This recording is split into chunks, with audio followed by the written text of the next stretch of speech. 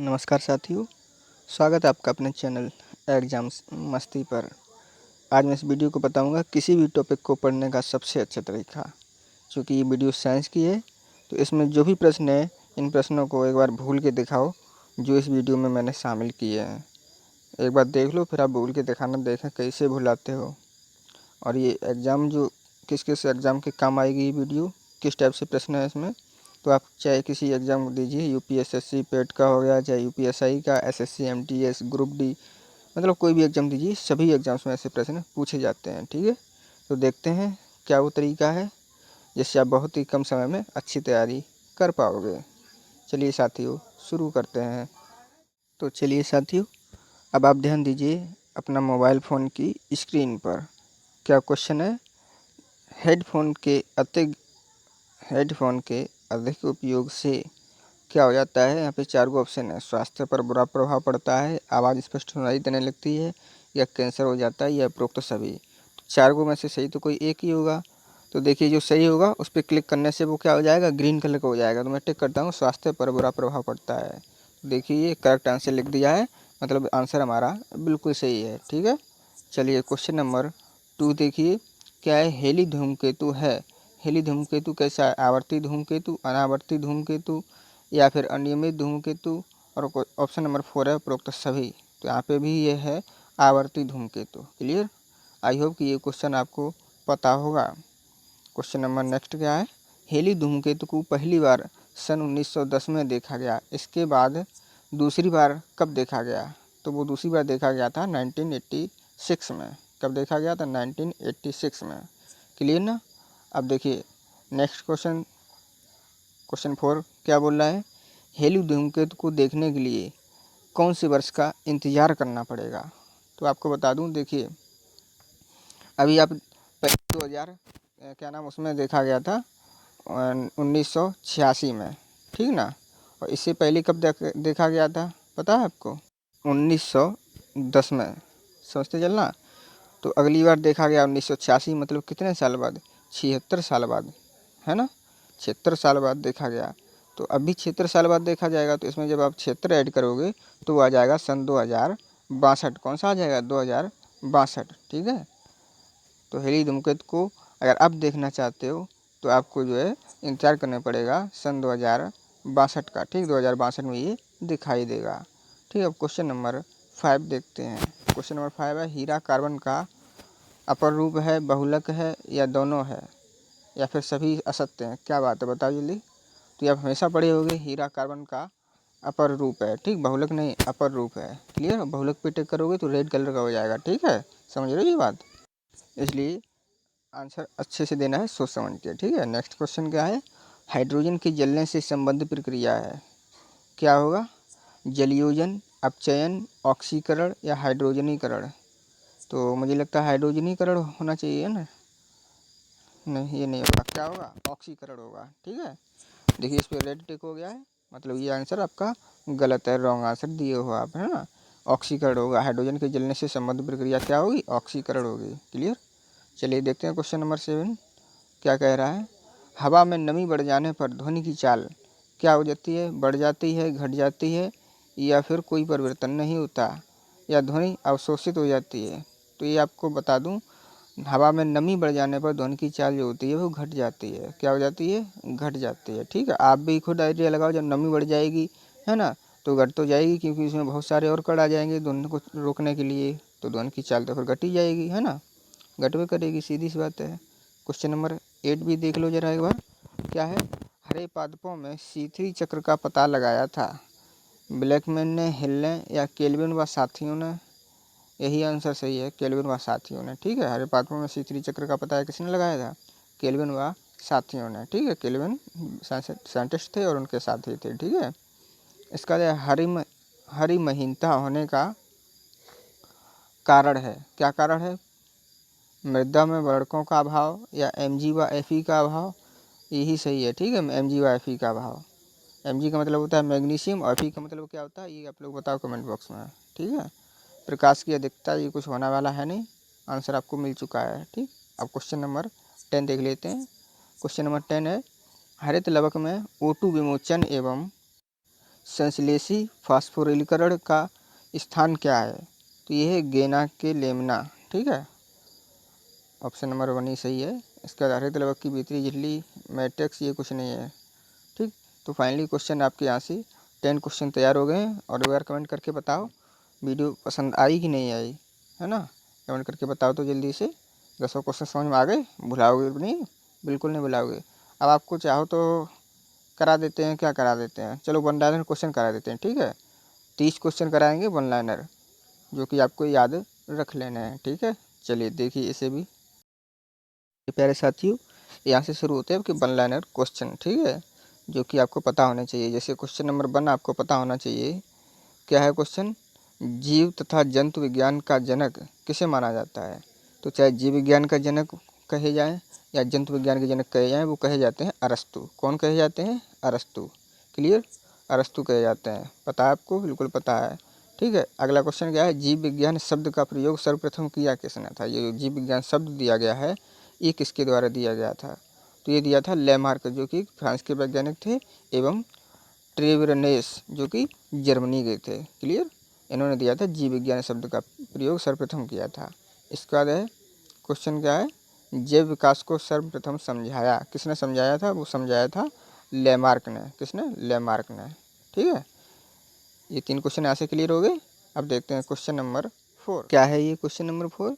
चिकित्सा शास्त्र का जनक है, कौन है? तो वो है हिप्पोक्रेट्स। ठीक है, अगला क्वेश्चन है वनस्पति विज्ञान का जनक है, कौन है? थियोफ्रेस्टस। ये क्वेश्चन सभी को पता होगा, वनस्पति विज्ञान के जनक। ठीक है, रसायन विज्ञान का जनक लेवोजियर। कौन है? लेवोजियर। ठीक है, चलिए ये क्वेश्चन क्लियर हो गए। अगले क्वेश्चन देखते हैं क्या कह रहे हैं क्वेश्चन। नेक्स्ट क्वेश्चन इसका कहना है मानव का विकास इतिहास परंपराओं से संबंधित विषय क्या कहलाता है? वो कहलाता है एंथ्रोपोलॉजी। क्या कहलाता है? एंथ्रोपोलॉजी। ठीक है, जिसमें मानव के बारे में ये अध्ययन किया जाता है। इसका गैसों के विसरण के नियम का प्रतिपादक है, कौन है? तो वो है ग्राहम। ठीक, ग्राहम ने किया था गैसों के विसरण के नियम का प्रतिपादन। ठीक है, ग्रहों के गति के नियम का प्रतिपादन कौन किए थे? Johannes Kepler. कौन किए थे? Johannes Kepler. आई होप कि ये क्वेश्चन अच्छे से आपको समझ आ रहे होंगे। क्वेश्चन नंबर 10 जो लिखा है, शायद ये आपको अभी समझ नहीं आ रहा होगा। ये फॉर्मूला है E बराबर mc²। ठीक है, E बराबर mc²। ये फॉर्मूला, ये समीकरण किसने दिया था? तो ये दिया था आइंस्टीन ने। किसने दिया था? आइंस्टीन ने। ठीक है, जड़त्व के नियम की खोज ये गैलीलियो ने की थी। अच्छा, गैलीलियो एक और चीज़ का आविष्कार किए हैं, उसका नाम बताओगे आप लोग कमेंट बॉक्स में? बताओ अच्छा कमेंट बॉक्स में। वैसे मैं बता दूं, चलो आप, एक तो क्वेश्चन ये हो गया गैलीलियो ये किसकी खोज की है। ठीक, और एक क्वेश्चन मैं दे रहा हूँ, दूरबीन का नाम सुने हो आप लोग? दूरबीन, इसका खोज कौन वैज्ञानिक किए थे? इनका नाम कमेंट बॉक्स में लिखो। ठीक है, 2 क्वेश्चन आपके लिए हो गए। ठीक, गैलीलियो किसकी खोज किए थे और दूरबीन की खोज कौन किया था? ये 2 क्वेश्चन हो गए आपके लिए। ठीक, कमेंट बॉक्स में आंसर दो, देखें कितना आइडिया लगाते हो। और गुरुत्वाकर्षण के नियम का प्रतिपादक तो सभी को पता होगा, न्यूटन। ये कौन ने जनरेट करता है? चलो क्वेश्चन नंबर नेक्स्ट देखते हैं क्या कह रहे हैं। क्वेश्चन कह रहे हैं प्राकृतिक वर्ण सिद्धांत के प्रतिपादक हैं, कौन है? वो है डार्विन। ठीक है, उत्परिवर्तन का सिद्धांत दिया था ह्यूगो डी ब्रीज ने। ये उत्परिवर्तन क्या होता है आपको पता है? उत्परिवर्तन के बारे में अगर जानकारी है, आपको नॉलेज है, तो एक बार हमें बताएं कमेंट बॉक्स में। अगर नहीं है तो लिखिए कि उत्परिवर्तन के बारे में समझाइए, तो मैं उत्परिवर्तन के बारे में बहुत अच्छे से आपको विद डिटेल समझा दूंगा। ठीक है, नेचुरल सेलकयान का सिद्धांत दिया था। अगला क्वेश्चन है, ये भी दिया था डार्विन ने। किसने दिया था? डार्विन में। आई होप कि क्वेश्चन से क्लियर हो रहे होंगे और आप याद भी कर रहे होंगे। विकास के सिद्धांत के प्रतिपादक हैं, कौन है? Charles Darwin. ठीक है, कौन है? Charles Darwin. जबकि आनुवंशिकी के जनक किसे माना जाता है? ग्रेगरी जॉन मेंडल को। Gregory John Mendel. ठीक है, मेंडल ने अपने प्रयोग के लिए चयन किया था, किसको किया था? मटर के पौधे को। ये इंपॉर्टेंट क्वेश्चन है, इसे लिख लीजिए। इंपॉर्टेंट मैं लिख दे रहा हूँ यहाँ पे, ये इंपॉर्टेंट क्वेश्चन है, टिक कर लो। मेंडल ने अपने प्रयोग के लिए चयन किया था मटर का पौधा। ठीक है, पूछा जाता है ये क्वेश्चन। अगले क्वेश्चन देख लीजिए एक बार। आनुवांशिकता के विज्ञान को आनुवांशिकी मतलब जेनेटिक्स कहा था, किसने कहा था? वो कहा था W. वाटसन ने। किसने कहा था? W वाटसन ने, ठीक है। आनुवांशिकी उत्परिवर्तन होता है, किसमें होता है? ये होता है क्रोमोसोम में, ठीक है। सर्वप्रथम जीन शब्द का प्रयोग किया था, किसने किया था? जोहानसन ने, ठीक है। किसने किया था? जोहानसन ने। क्लियर। अगले क्वेश्चन देख लीजिए।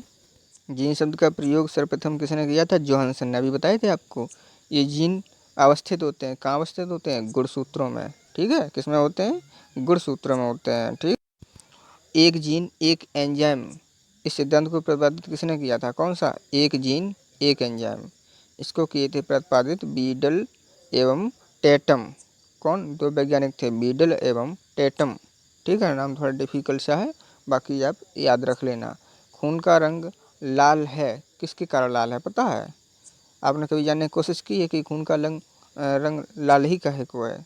नीला, पीला, हरा, गुलाबी कोई रंग का हो जाता, काहे नहीं है ऐसा? तो आपको बता दूं, खून का रंग लाल होने का कारण है हीमोग्लोबिन, ठीक है। मानव रक्त में हीमोग्लोबिन पाया जाता है, जिसके कारण ब्लड का रंग कैसा होता है? रेड होवे करता है, ठीक है। चलिए और थोड़े क्वेश्चन है, चलो हीमोग्लोबिन के बारे में अच्छे से जान लो। हीमोग्लोबिन में पाया जाने वाला तत्व कौन सा है?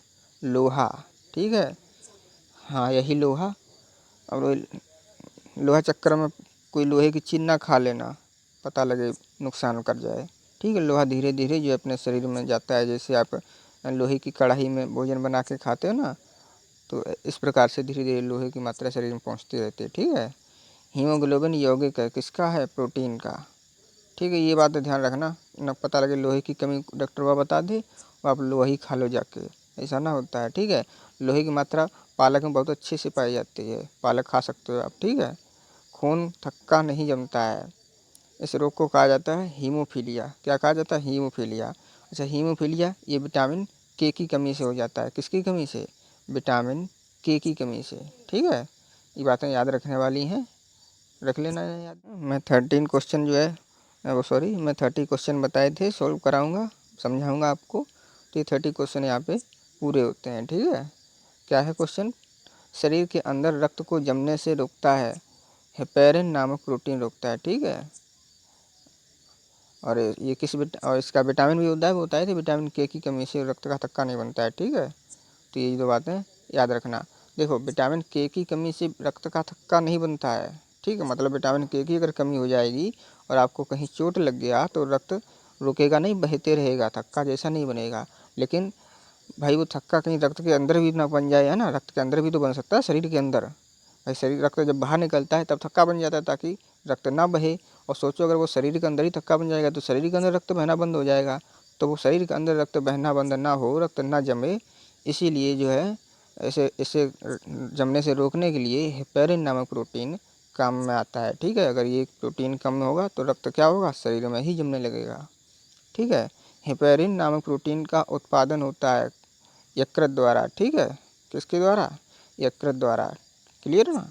अच्छा, रक्त का अध्ययन क्या कहलाता है? वो कहलाता है हेमाटोलॉजी। क्या कहलाता है? हेमाटोलॉजी, ठीक है। इसे भुलाइएगा बिल्कुल नहीं, ठीक है। अब चलिए, वीडियो आपका कंप्लीट हो गया है और उम्मीद है आप अच्छे से बैठ के पढ़े होंगे और फाइनली क्वेश्चन नंबर 30 तक आप जरूर देखे होंगे। तो अगर देखे हो तो पता लग जाएगा, जो देखा है वो कमेंट बॉक्स में ज़रूर आंसर लिखिएगा जो मैंने क्वेश्चंस पूछे हैं वीडियो में। और आप स्किप किए हो तो आंसर नहीं लिख पाओगे फिर, है कि नहीं। चलिए, वीडियो को लाइक कर दीजिए, शेयर कर दीजिए और चैनल को कर लीजिए सब्सक्राइब, ताकि नोटिफिकेशन टाइम टू टाइम मिलता रहे। और नोटिफिकेशन तभी मिलवे करेगा जब सब्सक्राइब करने के बाद नोटिफिकेशन बेल प्रेस करोगे, है ना। ऐसे ना मिलेगा, ठीक है। मिलते हैं फिर कल नेक्स्ट वीडियो में, तब तक के लिए लव यू गाइस। जय हिंद, जय भारत।